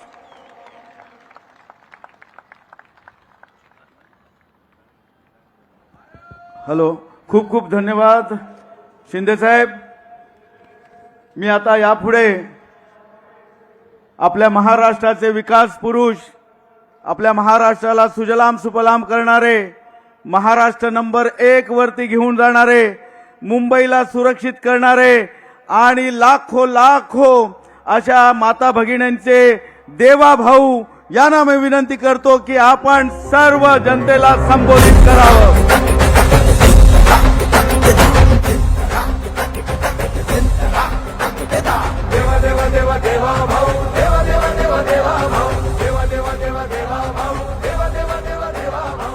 भारत माता की, भारत माता की, छत्रपती शिवाजी महाराज की, धर्मवीर छत्रपती संभाजी महाराज की, जय भवानी, जय भवानी, जय जय जय जय जय भवानी, जय जय जय जय जय शिवाजी, बोल सियापति रामचंद्र की, पवन सुत हनुमान की, उमापति महादेव की, बोलो जी भाई सब संतन की, भारत माता की, भारत रत्न डॉक्टर बाबासाहेब आंबेडकरांचा, हिंदू हृदय सम्राट शिवसेना प्रमुख बाळासाहेब ठाकरेंचा, हिंदवी स्वराज्याचे सरसंस्थापक छत्रपती शिवरायांना मानाचा मुजरा करतो. भारतीय राज्यघटनेचे शिल्पकार भारतरत्न डॉक्टर बाबासाहेब आंबेडकर यांना मानवंदना अर्पित करतो. आणि आज या विराट सभेमध्ये मंचावर उपस्थित असलेले महाराष्ट्राचे लोकप्रिय आणि धडाडीचे उपमुख्यमंत्री एकनाथराव शिंदेजी, माननीय केंद्रीय मंत्री पीयूष गोयलजी, आरपीआयचे राष्ट्रीय अध्यक्ष माननीय रामदास आठवलेजी, भाजपचे अध्यक्ष रवींद्र चव्हाणजी, माननीय विनोद तावडेजी, अमित साटमजी, रामदासभाई कदमजी, आशिष शेलारजी, मंगलप्रभात लोढाजी, उदय सामंतजी, योगेश कदमजी, रवींद्र वायकरजी, प्रवीण दरेकरजी, मिलिंद देवराजी, जयदीप कवाळेजी, राहुल शेवाळेजी, मीनाताई कांबळी, प्रकाशजी सुर्वे, कालिदासजी कोळंबकर, विद्याताई ठाकूर, योगेशजी सागर, परागजी अळवणी, प्रसादजी लाड, मिहिरजी कोटेचा, मनीषाताई कायंदे, तुकाराम काते, मंचावर उपस्थित सर्व मान्यवर नेता मंडळी, या ठिकाणी मोठ्या संख्येने उपस्थित असलेल्या आमच्या सर्व लाडक्या बहिणी आणि उपस्थित सर्व माझ्या लाडक्या भावांनो, खरं म्हणजे मुंबईच्या प्रचाराचा शुभारंभ मी आणि शिंदे साहेबांनी 3 तारखेला केला. तो दिवस तिथीप्रमाणे आई जिजाऊंचा जन्मतिथीचा दिवस होता. आणि आज ज्यावेळी शिवतीर्थावरची ही शेवटची सभा आम्ही घेतो आहोत, हा दिवस पुन्हा आई जिजाऊ मा साहेबांचा या ठिकाणी जयंतीचा दिवस आहे. आणि म्हणून आजच्या या पवित्र दिवशी या ठिकाणी छत्रपती शिवरायांचं स्मरण करून पुन्हा एकदा या महानगरपालिकेवर महायुतीचा भगवा फडकवण्याकरता आपण सगळे एकत्रित आलोत. आज स्वामी विवेकानंदांची देखील जयंती आहे. स्वामी विवेकानंदांनी हिंदू संस्कृती, भगवा झेंडा याला संपूर्ण विश्वापर्यंत नेलं आणि खऱ्या अर्थानं दिग्विजय मिळवला. अशा प्रकारचे स्वामी विवेकानंद यांनाही नमन करतो. कधी कधी मी विचार करतो, इतक्या सभा घेण्याची खरंच गरज आपल्याला आहे का? पण माझ्याकरता तो संवाद असतो. पण काही गोष्टी या सभांपेक्षा अधिक एका वेगळ्याच संवादामध्ये आपल्याला समजू शकतात. आणि म्हणून मी कोणाकडनं तरी शब्द उधार घेतो आणि म्हणतो, जरा लाव रे तो व्हिडिओ, लाव बरं जरा. हे उद्धव वगैरे जे आहेत ना, यांच्या या नीच राजकारणाचाच मला कंटाळा आला होता आणि म्हणून मी बाहेर पडलो. आणि मग जर का उद्धवला कंटाळून तू शिवसेना सोडली असशील तर उद्धवच्या फोनची वाट का बघतोस? आणि ज्यांनी बाळासाहेब असताना त्यांच्या पाठीत खंजीर खुपसला, बाळासाहेबांचं ज्यांनी ऐकलं नाही तो माझं ऐकेल असं तुम्हाला वाटतं? तिथून बाहेर पडताना माझ्या बरोबर मी गाडी चालवतोय, माझ्या बरोबर उद्धव बाजूला बसलाय. तिथून हॉस्पिटलमधनं मातोश्रीला मी घेऊन आलो. हॉस्पिटलमधनं मातोश्रीला येईपर्यंत तेव्हा नाही रे वाटलं की बाळासाहेबांच्या पाठीत खंजीर खुपसणाऱ्याच्या बाजूला मी बसलोय म्हणून? त्या मुलाखतीमध्ये मी असं म्हटलं होतं, सेनेबरोबर परत मनसेने युती करावी किंवा मी तुम्हाला सांगू का, तो माणूस बोलतो वेगळं आणि करतो वेगळं. हा माणूस विश्वास ठेवणार का नाहीये मला माहिती आहे. तो अख्ख्या देशाला आणि महाराष्ट्राला माहित नाही, इतक्या जवळून मला माहिती आहे. निंदकाचे घर असावे शेजारी. माझ्याकडे खूप व्हिडिओज आहेत. व्हिडिओ मराठीच्या मुद्द्यावरती असेल किंवा हिंदुत्वाच्या मुद्द्यावरती असेल, त्या उद्धव ठाकरेंच्या अंगावरती एक तरी केस आहे का? फक्त पैशासाठी, स्वार्थासाठी सगळ्या गोष्टी, कधी हा कधी तो कधी तो, पण बस मला सत्तेत बसवा. माझ्याकडे खूप व्हिडिओज आहेत. मग तुम्हाला हवा होता म्हणून माननीय बाळासाहेबांच्या नावावरती मुंबईचा महापौर बंगला जो ढापला तो लोकांना विचारून ढापला. माझ्याकडे खूप व्हिडिओज आहेत. खोके खोके ओरडत आहेत, त्यांच्याकडे कंटेनर्स आहेत. कोविड पण नाही सोडला त्यांनी. प्रत्येक वेळेला यायचं, बाळासाहेबांचं नाव पुढे करायचं, मग आम्ही लगेच बाबडपणाने इमोशनल. एकदा तुम्ही स्वतःच्या डोळ्याने आणि कानाने ऐका आणि डोळ्याने बघा. हो ती नाही का ज्याला स्वतःला बाळासाहेब झाल्यासारखं वाटतं, मग कधी मराठीच्या नादाला लागतात, कधी हिंदुत्वाच्या नादाला लागतात. शेवटी त्या संजय दत्तला कळतं की साला आपण काही भेजे में केमिकल लोचा होईल आहे. अरे तू कोण आहे? तू कोण? वल्लभभाई पटेल काय महात्मा गांधी? तू कोण आहे की मी बोलतोय ना? अरे मी बोलतोय ना, काय लॉजिक आहे? बघा परिस्थिती काय होती. कौन नेता? नाम ले लो. वो क्या नेता है क्या? अरे वो तो सब मिली जुली सुपारीबाज है सभी. आमच्या आजोबांनी फार छान शब्द काढला होता असल्या वृत्तीच्या लोकांसाठी. हे सगळे लवंडे. संपलेल्या पक्षांवर मी उत्तर देत नाही. संपलेल्या पक्षांवर मी उत्तर देत नाही. पेंग्विन. बाबा दुपार झाले आता उठले असतील आणि सुपारी सगळेच असतील. बाबा दुपार झाले आता उठले असतील. कोणाचा कधी उठतंय? तुला काय करायचंय? गेल्या 14 वर्षात मी 5 वर्षाचा पहिला हिशोब देतो. गेल्या 5 वर्षाचा, या 5 वर्षामध्ये या मुंबई महानगरपालिकेचं बजेट किती? बजेट 21,000 कोटी रुपये. 21,000 कोटी रुपयाचं बजेट या मुंबई महानगरपालिकेचं. त्यातले 60% पैसे हे आस्थापनेवरती जातात, तिथल्या पगारावरती जातात, इतर गोष्टीवरती जातात. राहतात किती? 40%. आता 40%मध्ये जर समजा पकडलं तर 21,000 कोटी मधले जर 40% पकडले, साधारणपणे 8,000 कोटी रुपये दरवर्षी हातामध्ये राहतात. म्हणजे 5 वर्षामध्ये कमीत कमी 40,000 कोटी रुपये हातामध्ये होते. या मुंबई शहरावरती खर्च करायला गेले कुठे? गेले कुठे? गेले कुठे? गेले कुठे? गेली 20-20, 25-25, 30-30 वर्ष महानगरपालिका आहेत, ज्याच्यामध्ये शहराचा तर विकास झालाच आहे, पण मराठी माणूसही उद्ध्वस्त झालाय. माननीय बाळासाहेब असताना या सगळ्या गोष्टींकडे एक बारीक लक्ष तरी असायचं. नंतर तर काय बारीक लक्ष फक्त पैशावर. ते आज पण कुठेतरी आणि परवा पण कुठेतरी हेलिकॉप्टर बंद उतरताना उद्धव ठाकरेंची बॅग तपासली. निवडणूक आयोगाच्या लोकांना पण कुठे काय तपासायचं हे पण कळत नाही. ज्याच्या हातात आज पण कधी पैसे बाहेर निघाले नाही, त्याच्या बॅगेत काय असणार? फार फार तर हात रुमाल आणि कोमट पाणी. त्यामुळे आता मला सांगा, आपण उत्तर देण्याची गरज आहे? उत्तर त्यांनीच दिलंय. या ठिकाणी काल जी सभा झाली त्या सभेमध्ये पुन्हा तेच अपील, पुन्हा तीच कारणं, पुन्हा तेच मुद्दे. खरं म्हणजे आत्ताच एकनाथजींनी या ठिकाणी सांगितलं, ही मुंबई कोणाच्या बापाच्या बापाच्या बापाच्या बापाच्या बापाच्या बापाच्या बाप जरी आला तरी महाराष्ट्रापासून तुटू शकत नाही. पण बंधू भगिनींनो, माझा तुम्हाला सवाल आहे, अरे तुम्हाला जर आज मराठी माणूस या ठिकाणी कुठेतरी अडचणीत दिसतोय, मराठी माणसावर खतरा दिसतोय, तर 30 वर्ष तुम्ही काय कंचे खेळत होतात? मला सांगा, काय करत होतात तुम्ही? आणि मग याला जबाबदार कोण आहे? 25-25 वर्ष या महानगरपालिकेमध्ये खुर्च्या तोडण्याचं काम तुम्ही केलं. आणि तरी जर माझा मराठी माणूस या ठिकाणी अडचणीत असेल, अरे चुल्लू भर पानी में डूब मरो, कहा वोट मांगने के लिए यहां आते हो? आणि मला आव्हान देतात, म्हणे आदित्यशी चर्चा करा. ठीक आहे, तुम्हाला पोराला प्रमोट करायचा आहे, पण आदित्यशी चर्चा करा. अरे बाबा, आदित्यशी जर चर्चा करायची असेल तर आमची बाजूची उमेदवार शीतल गंभीर ती देखील याच्याकरता पुरेशी आहे. आज खुलं आव्हान देतो, उद्या दिवसभरात कधीही आदित्य ठाकरेंनी सांगावं त्या ठिकाणी आदित्य ठाकरे येतील, आमच्याकडनं शीतल गंभीर येईल आणि करूया चर्चा.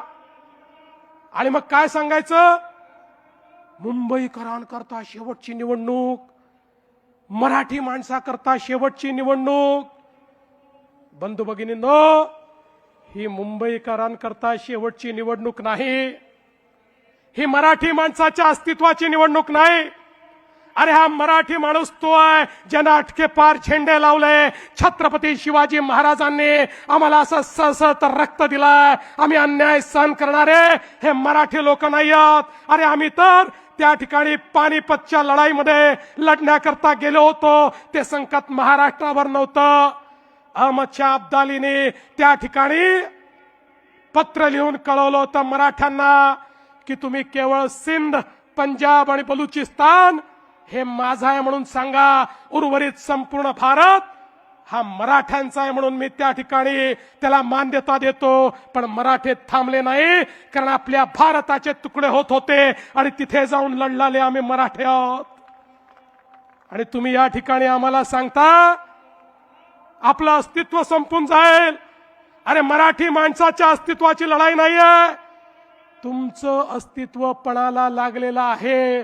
आणि म्हणून पुन्हा एकदा सांगतो, तुम्ही म्हणजे मराठी नाही, तुम्हीच म्हणजे महाराष्ट्र नाही, तुम्ही म्हणजे मुंबई नाही.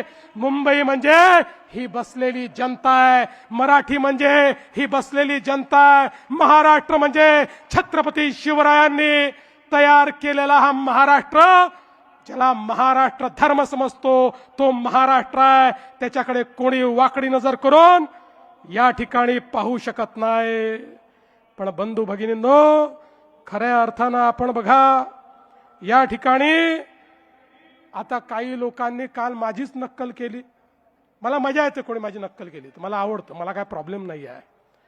पण त्यांना हे समजायला पाहिजे, अरे नक्कल करता करता काकाच्या पक्षाची काय स्थिती झाली.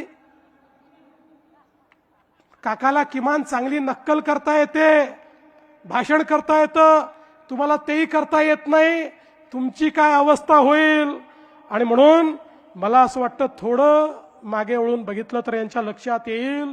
आणि काय म्हणाले या ठिकाणी, म्हणाले मराठी करता आम्ही एकत्रित आलो, महाराष्ट्र करता एकत्रित आलो, आणि मग हिंदी सक्ती झाली म्हणून आम्ही एकत्रित आलो. पहिल्यांदा सांगतो, या महायुतीच्या सरकारमध्ये महाराष्ट्रामध्ये फक्त मराठी सक्तीची, फक्त मराठी सक्तीची. आम्ही सांगितलं त्रिभाषा सूत्रामध्ये इतर कुठली भाषा तुम्हाला शिकायची असेल ती शिकण्याची तुम्हाला मुभा आहे, पण सक्तीची मराठी असणार आहे. पण एकदा पुन्हा सांगू इच्छितो, या गजनी लोकांना जे विसरले आहेत, तो गजनी पिक्चर आला होता ना, तसे गजनी आहेत. म्हणून एकदा क्रोनॉलॉजी सांगतो, या राज्यामध्ये हिंदी सक्ती करणारे कोण. खरं म्हणजे या ठिकाणी राज ठाकरेजी तुम्ही पण ऐकून घ्या, 21 सप्टेंबरला उद्धव ठाकरेंनी घोषणा केली, या ठिकाणी नवीन एज्युकेशन पॉलिसीवर, त्रिभाषा सूत्रावर आम्ही समिती तयार करतोय. 16 ऑक्टोबर 2020 ला डॉक्टर माशेलकर समिती तयार झाली.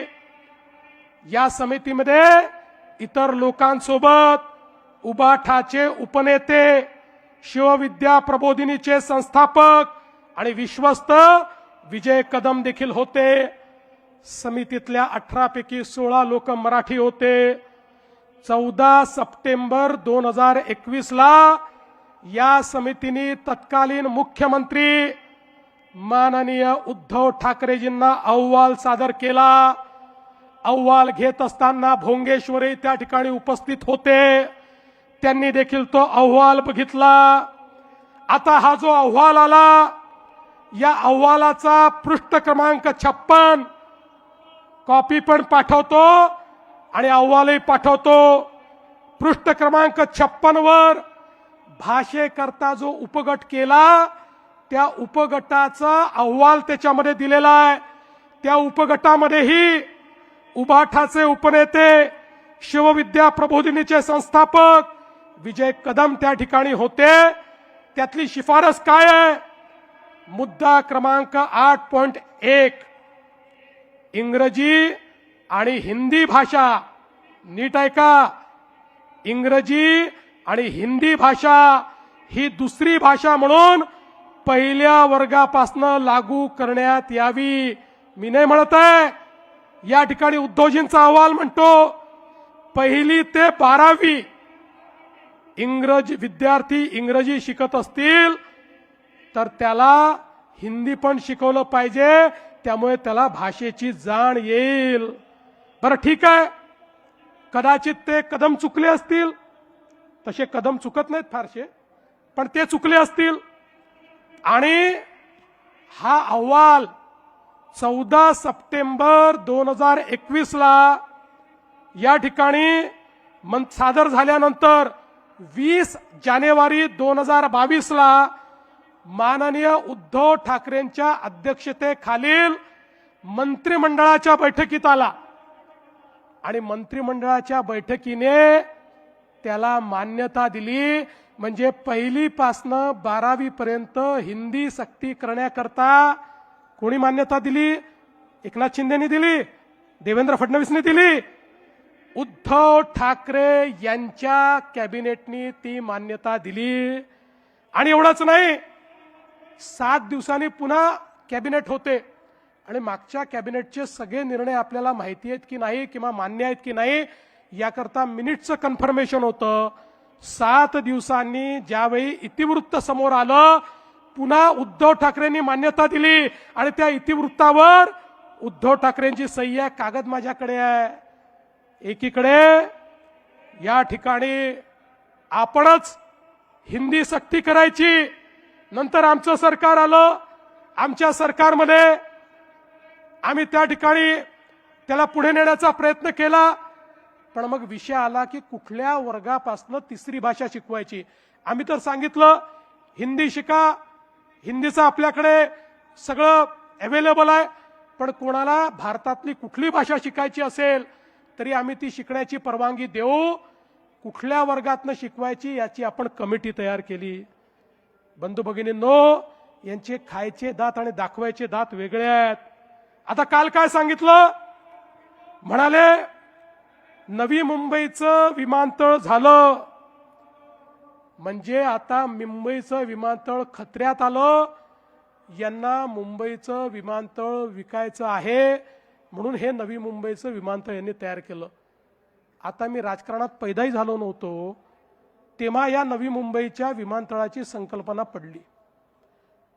1988 सालापासनं नव्या मुंबईला एअरपोर्ट करायचं या संदर्भातली संकल्पना झाली. पण ते जाऊ द्या, माझा त्यांना सवाल आहे, तुम्ही मातोश्री 1 वरनं मातोश्री 2 कडे गेलात, का गेला? जागा कमी पडत होती म्हणून? किंवा आमचे राजसाहेब कृष्णकुंजमधनं शिवतीर्थावर गेले, का गेले? जागा कमी पडत होती म्हणून.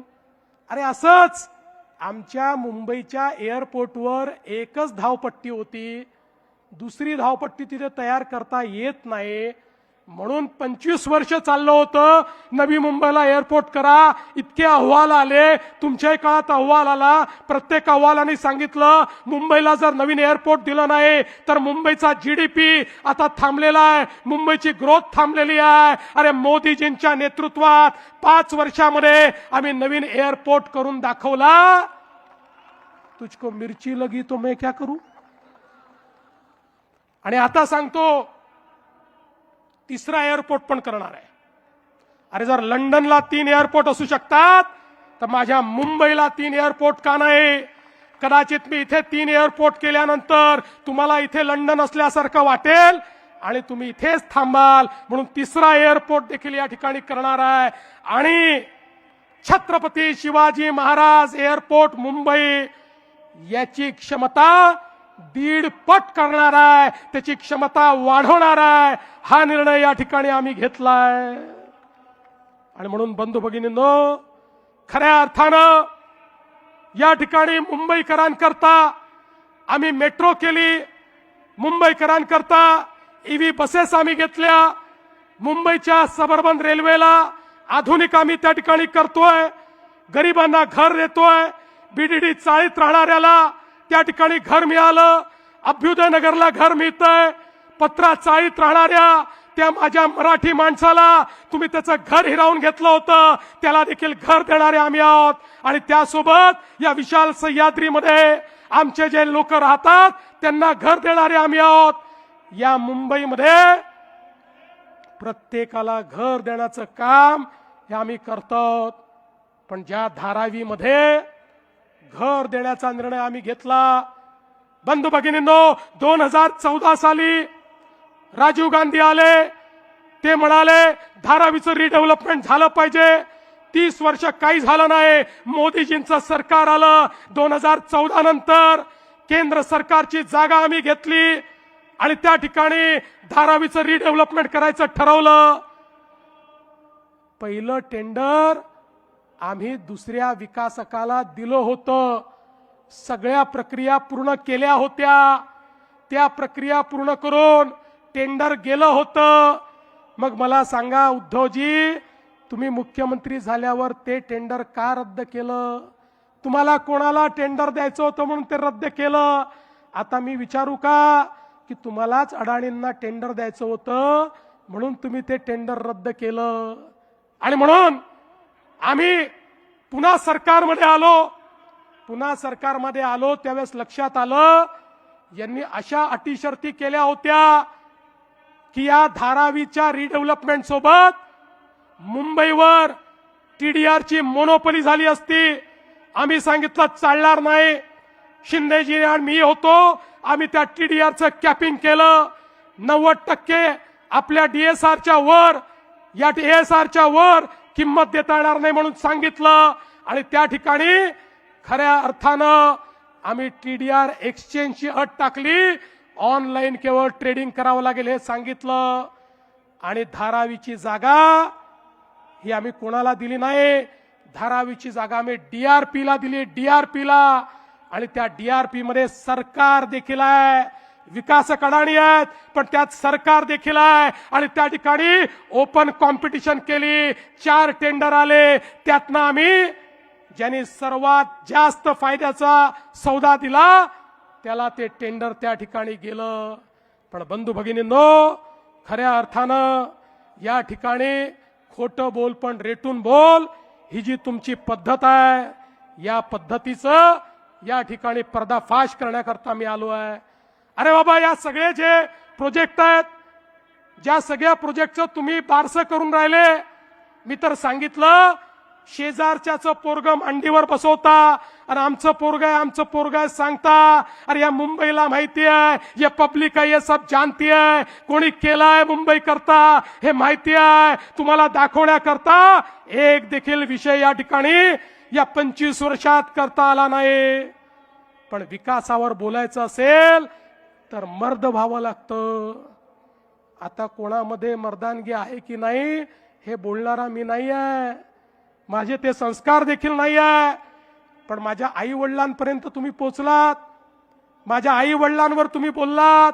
अरे शरम वाटली पाहिजे. मला एका गोष्टीचा अभिमान आहे, मी त्या बापाचा पोरगा आहे जो राष्ट्रीय स्वयंसेवक संघाचा प्रचारक होता. मी त्या बापाचा पोरगा आहे ज्या बापानं इमर्जन्सीमध्ये 2 वर्ष जेलमध्ये काढले. मी त्या बापाचा पोरगा आहे ज्याने आपलं जीवन संघर्षात घालवलं, कधी संपत्ती कमवली नाही. आणि मी तुम्हाला सांगू, अरे आज माझा बाप ज्यावेळी स्वर्गातनं मला पाहत असेल त्यावेळी त्यालाही हा आनंद होत असेल की माझं हिंदुत्व माझ्या मुलांनी या ठिकाणी चालवलं. पण तुमचे पिताश्री हिंदुहृदय सम्राट शिवसेना प्रमुख बाळासाहेब ठाकरे जेव्हा स्वर्गातनं पाहत असतील त्यावेळी त्यांना काय वाटत असेल. आता माझा मुलगा रशीद मामू सोबत बसायला लागला, हे पाहिल्यानंतर त्यांना काय वाटत असेल. आणि म्हणून मी तुम्हाला एकच गोष्ट सांगतो, तुम्ही किती खोटं बोला तरी या जनतेचा तुमच्यावर विश्वास नाही. आता अडाणींच्या गुंतवणुकीबद्दल यांनी सांगितलं. खरं म्हणजे मला कधी कधी आश्चर्य वाटतं की गुंतवणूकदारांना लोक अट्रॅक्ट करतायत. बरं जाऊ द्या महाराष्ट्राचं, राहुल गांधी तर विरोधात आहेत ना अडाणींच्या, रोज बोलतात ना अडाणींवर. त्यांच्या शासित राज्यांमधली काय स्थिती आहे? लावता का रे बाबा फोटो? लावा फोटो. हे कोण आहेत? हे अशोक गहलोत आहेत. राजस्थानमध्ये मुख्यमंत्री असताना अडाणींना बोलवून 66,000 कोटी रुपयाची गुंतवणूक घेतली. दुसरा लावा. दुसऱ्याचा फोटो आला नाही पण मी सांगून देतो. छत्तीसगड भूपेश बघेल, हे भूपेश बघेल नाही ते पुढचे आहेत, थांबा इथे. भूपेश बघेल 55,000 कोटी रुपयाची गुंतवणूक घेतली. हे कर्नाटकचे काँग्रेसचे सिद्धरामय्याजी, हे राजेश अडाणींसोबत या ठिकाणी बसले आहेत. DK शिवकुमार साहेब, त्यांचे उपमुख्यमंत्री तेही बसले आहेत. 25,000 कोटी रुपयाची अडाणींची गुंतवणूक त्या ठिकाणी झाली. चला पुढे झारखंडला जाऊ. आता हे झारखंड मुक्ती मोर्चाचे हेमंत सोरेन, 25,000 कोटी रुपयाची अडाणींची गुंतवणूक त्या ठिकाणी झाली. आता आपल्या दिदींकडे जाऊ. नाही, त्याच्या आधी आपले हे आले. आता कुठले आले आपले? रेवंत रेड्डी, हे आपले तेलंगणाचे. त्यांची किती गुंतवणूक आहे जरा बघू द्या. तेलंगणाची देखील 25,000 कोटी रुपयाची गुंतवणूक या ठिकाणी तेलंगणाची. आपल्या दिदी किती शिव्या रोज देतात मोदीजींना. रोज मोदीजींना शिव्या देणाऱ्या दिदी, रोज भाजपवर बोलणाऱ्या दिदी, यांनी पण अडाणींना बोलवलं. काय सुंदर फोटो आहे बघा. एकमेकाला नमस्कार करून राहिले. जसं तुम्ही बोलवून नमस्कार केला तसाच आहे हा. यांनी देखील या ठिकाणी 8,000 कोटीची गुंतवणूक घेतली. केरळ, अरे ज्या ठिकाणी कम्युनिस्ट काँग्रेस, ज्या ठिकाणी भगव्याला शिरू पण देत नाहीत, हे केरळचे मुख्यमंत्री पिनराई विजयन, डाव्यांचं सरकार 13,000 कोटीची गुंतवणूक अडाणीला बोलवून घेतली. ओडिसा, हे माजी मुख्यमंत्री, हे पण भाजपचे नाहीत, एनडीएतही नाहीत, 29,000 कोटी रुपयाची गुंतवणूक घेतली. आंध्र प्रदेशचे जुने मुख्यमंत्री, हेही एनडीएत नाही, यांना आपण पराभूत केलं. जगनमोहन रेड्डीजी 35,000 कोटी रुपयाची गुंतवणूक घेतली. आणि तमिळनाडू, अरे कुठे गेला तमिळनाडूमध्ये त्या ठिकाणी मुख्यमंत्री स्टॅलिन साहेबांनी 15,500 कोटी रुपयाची गुंतवणूक घेतली. आणि आता पंजाबला जाऊया.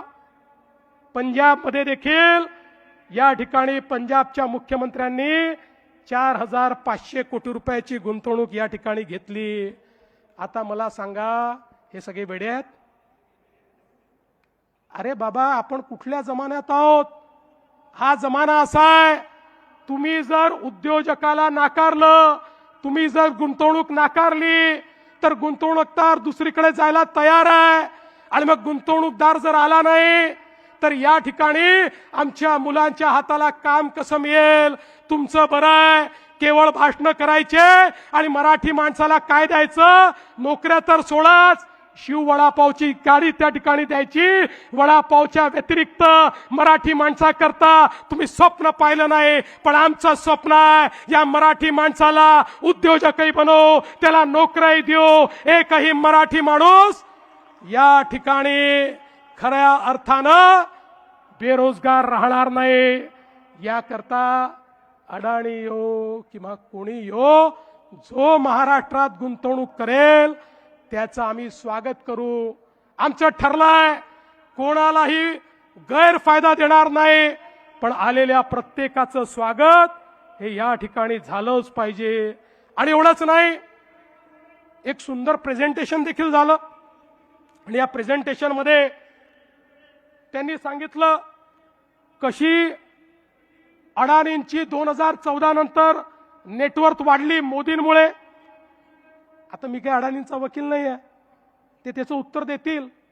पण महत्वाचं हे आहे अरे वेड्यांनो, 2014 साली हा महाराष्ट्र, हा देश भारत जगातली 11वी अर्थव्यवस्था होता.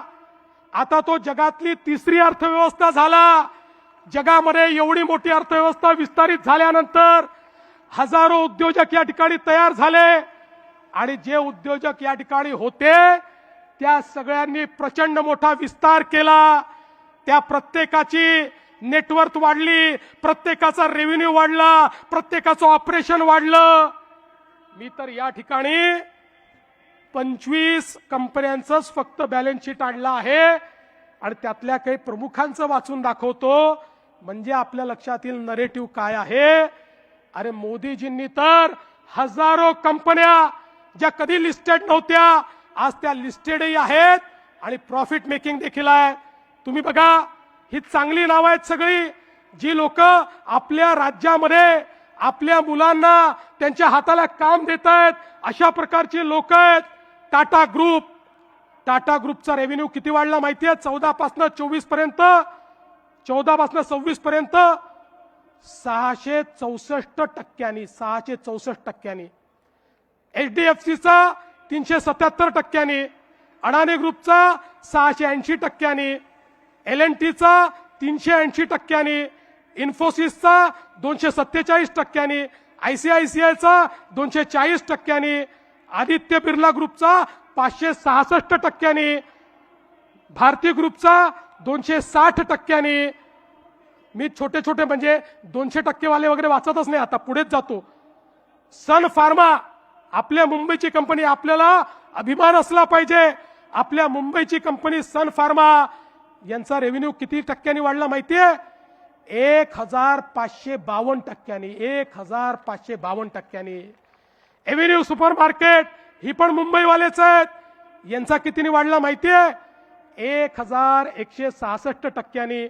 वेदांताचा 400%, हिंदुजा ग्रुपचा 376%, गोदरेजचा 409%, TVS ग्रुपचा 529%, RJ कॉर्प ग्रुपचा 1033%.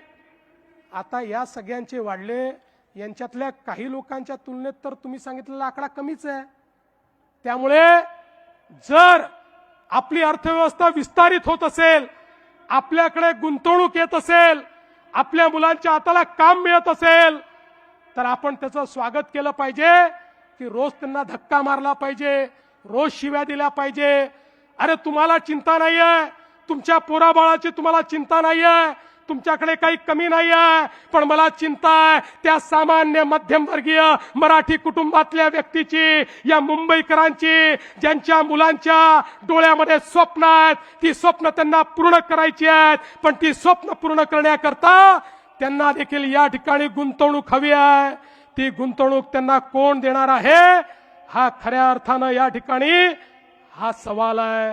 आणि म्हणून मी तुम्हाला एवढंच सांगण्याकरता आलो आहे, मला फार उत्तर द्यायची आवश्यकता नाही आहे.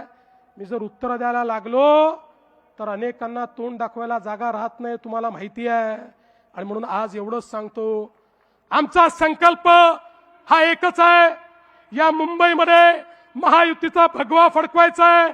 पण महायुतीचा भगवा कोणाला तरी महापौर बनवण्याकरता नाही, कोणीतरी खुर्च्या तोडाव्या म्हणून नाही. या ठिकाणी पारदर्शी प्रामाणिकतेतून या मुंबईला बदलायचा आहे. या मुंबईकरांच्या हक्काचा पैसा मुंबईकरांकरता वापरला गेला पाहिजे. बेईमान लोकांचं राज्य हे समाप्त करायचं आहे. जे कफन चोर आहेत, अरे कफनमध्ये देखील जे चोरी करतात असे बॉडी बॅग घोटाळेवाले यांना जेलमध्ये पाठवून या मुंबईमध्ये मुंबईकरांच्या हक्काचं सरकार हे बसवण्याकरता या ठिकाणी आम्ही आलो. आणि म्हणून बंधू भगिनींनो, मी एकच सांगतो, जिसे निभा न सकू ऐसा वादा नहीं करता, जिसे निभा न सकू ऐसा वादा नहीं करता. मैं अपनी बातें औकात से ज्यादा नहीं करता, भले ही तमन्ना रखता हूं आसमान छू लेने की, लेकिन औरों को गिराने का इरादा नहीं रखता. आणि म्हणून या मुंबईला आम्ही बदलून दाखव. 15 तारखेला मतदानाकरता जा.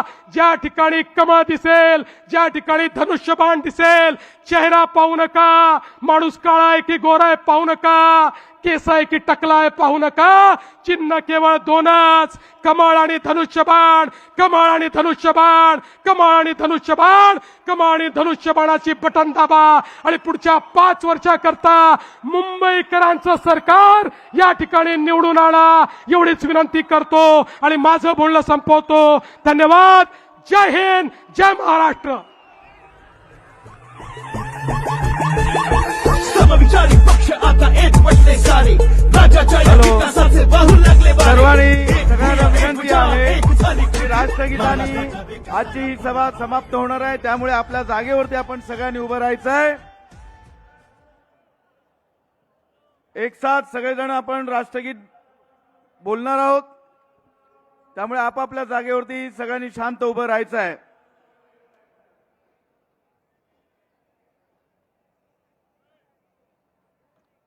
जनगण मन अधिनायक जय हे भारत भाग्य विधाता.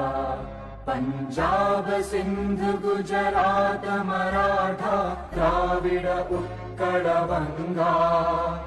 विंध्य हिमाचल यमुना गंगा उच्चल जलधि तरंगा. तव शुभ नामे जागे, तव शुभ आशीष मागे. गाहे तव जय गाथा, जनगण मंगलदायक जय हे भारत भाग्य विधाता. जय हे, जय हे, जय हे, जय जय जय जय हे. भारत माता की, भारत माता की. सगळ्यांचे खूप खूप धन्यवाद. 15 तारखेला आपण सगळ्यांनी मतदानासाठी मुंबईकरांना मतदान केंद्रावरती घेऊन जायचं आहे. खूप खूप धन्यवाद. महाराष्ट्राच्या विकासाला पुन्हा महायुती.